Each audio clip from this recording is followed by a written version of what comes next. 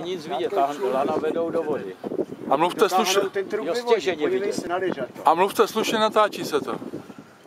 Upozorňuji vás. On je na Ryžatově vodě. On říkal vzhůru nohama. No ale to už mají bogy, no, to trčí bog lodi. Tam je vzduchová bublina, která to neví. Ano, boku je bublina, přesně tak. Vidíš, jsou vidět boční okýnka. Oni to musí dotáhnout na mělčinu. Pak to postaví, tak je to, keď se napije, musí to vyčerpat. Je to něco malýho, člověče.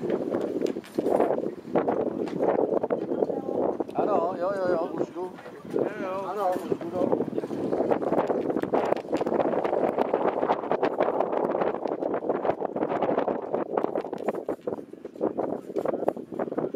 To nebude zas až tak malý.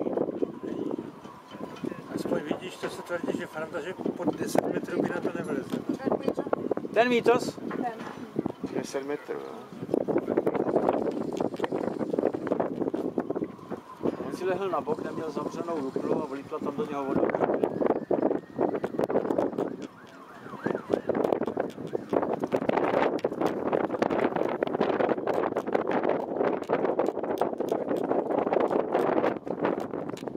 Tak to už je, oni se otužili.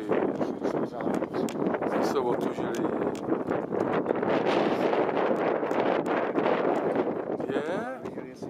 Víš, že tady, my jsme na volené jak pumpy a oni se chodí v těch